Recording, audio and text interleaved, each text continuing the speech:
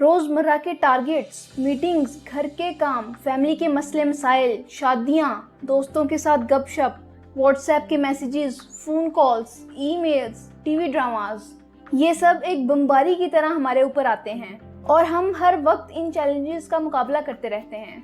हमारी बहुत सारी एनर्जी और फोकस इस पे लग जाता है कि हम अपने टास्क्स को कैसे मैनेज करें और कैसे सब काम टाइमली और एक्यूरेटली कंप्लीट करें। मतलब कि हमारा सारा जोर इस पर होता है कि हम क्या कर रहे हैं और क्या क्या कुछ अभी करने वाला रहता है।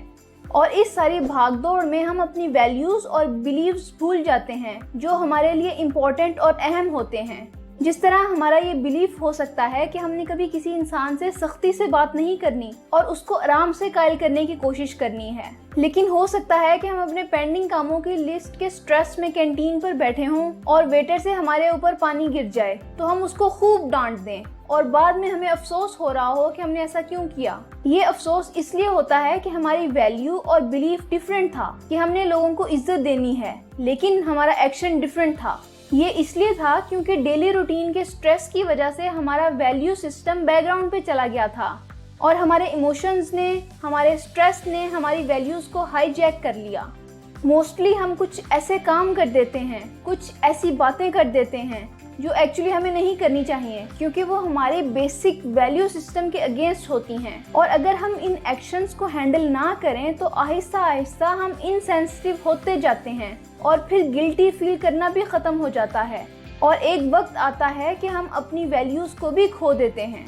इसके लिए हम आपसे एक टेक्निक शेयर कर रहे हैं जो हमारे एक्शंस को हमारी वैल्यूज़ के मुताबिक करने में हमें हेल्प करेगी। शुरू में शायद प्रॉब्लम हो, लेकिन आहिस्ता आहिस्ता हम इनमें मास्टर होते जाएंगे। अभी तक हमने आपसे जितनी भी टेक्निक्स शेयर की हैं वो सब एक अहम चीज़ प्रोड्यूस कर रही हैं, वो सेल्फ अवेयरनेस है।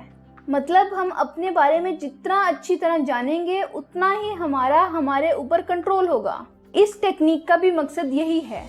आप वीक में एक दफ़ा उन तमाम अल्फाज और एक्शंस को लिखें जो आप समझते हैं कि आपको नहीं कहने या करने चाहिए थे, लेकिन आपने इमोशंस के गलबे में आकर वो कर दिए। इन अल्फाज और एक्शंस के साथ वो वैल्यूज़ को भी मेंशन करें जो वॉयलेट हुई थी।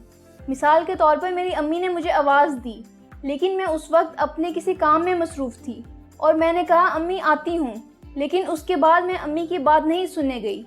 लेकिन मेरी वैल्यू तो ये है कि मेरी अम्मी मेरे लिए सबसे अहम है, तो मैं ये राइट अप कर सकती हूँ कि मैंने अम्मी की बात फ़ौरन नहीं सुनी, लेकिन मेरी वैल्यू ये कहती है कि अम्मी की बात फ़ौरन सुननी है। इस तरह आप छोटी वॉयलेशंस से लेकर बड़ी वॉयलेशंस तक राइट अप कर सकते हैं।